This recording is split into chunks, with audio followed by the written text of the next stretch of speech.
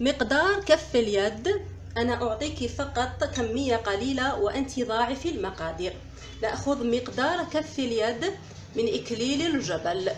إكليل الجبل لزير، إكليل الجبل أو حصلبان، ونضع عليه مقدار لتر من الماء المغلي. قلت مقدار كف اليد يوضع عليه لتر من الماء المغلي.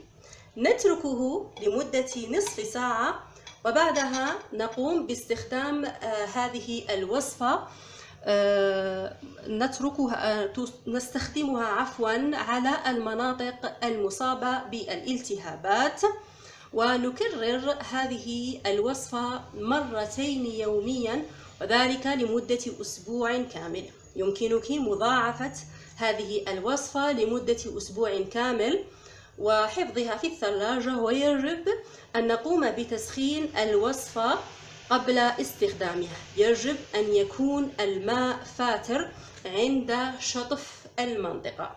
غير متوفر عندك في البيت إكليل الجبل، نستخدم الوصفة الثانية، وهي أن نأخذ مقدار كف اليد من الميرمية. مقدار كف اليد من الميرمية لكل لتر من الماء، كذلك نفس طريقة الوصفة الأولى، ونتركه لينقع لمدة ساعة كاملة، وبعدها نستخدم هذا المنقوع دائما بعد تصفيته.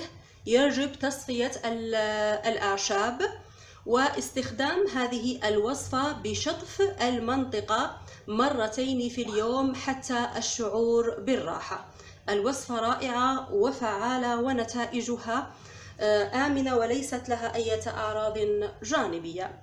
غير متوفر عندك في البيت الميرمية، نقوم بعمل هذه الوصفة بمكون متوفر في كل بيت. النتيجة من أول استعمال ستلاحظينها. نحتاج إلى صودا الخبز أو بيكربونات الصوديوم. صودا الخبز خذيها من عند الصيدلية.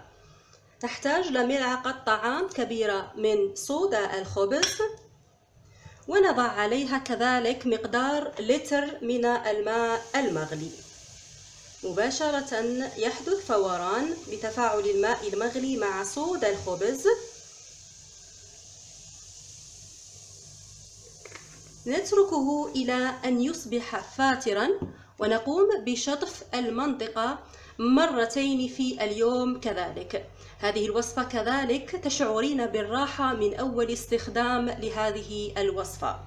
كذلك لدينا وصفة أخرى رائعة جدا بمكون كذلك متوفر في كل بيت. نحتاج لحوالي 4 فصوص من الثوم. الثوم هنا يكون مبشور ناعم، ونضع عليه ملعقة طعام كبيرة من زيت الزيتون. هنا يفضل أن يكون زيت زيتون من المعصرة مباشرة. نخلط المكونات جيدا مع بعضها البعض، الثوم مع زيت الزيتون بهذا الشكل. فمادة الأليسيد الموجودة في الثوم تعزز من خصائصه المضادة للجراثيم والبكتيريا، والتي بدورها تقضي على الخميرة المسببة للحكة ولغيرها من المشكلات في المنطقة الحساسة. فالثوم يتمتع بخصائص مثالية تساعد على مكافحة الحرقة والحكة والتهيج حول منطقة المهبل بسبب الأنواع المختلفة من الالتهابات. نترك هذا المزيج لينقع لمدة نصف ساعة.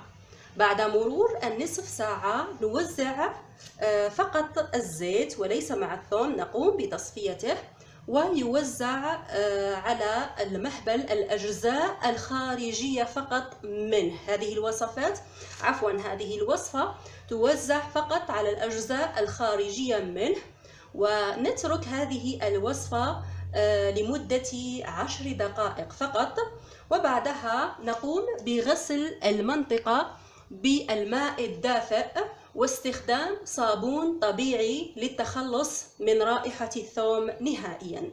نكرر هذه الوصفة كذلك مرتين في اليوم لمدة أسبوع كامل.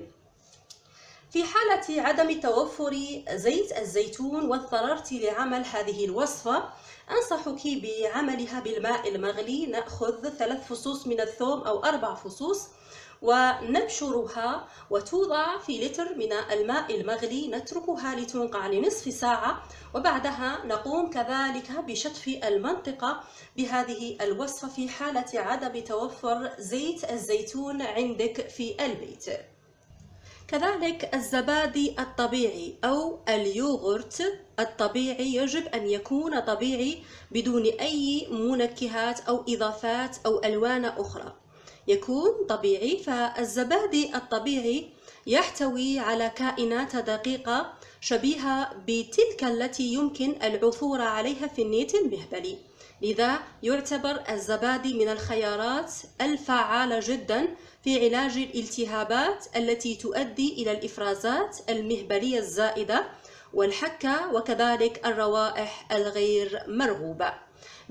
أنصح بأخذ كوب من الزبادي مع استخدام هذه الوصفات. أي وصفة من بين هذه الوصفات اختاري أي وصفة منها تكون مكوناتها متوفرة عندك في البيت.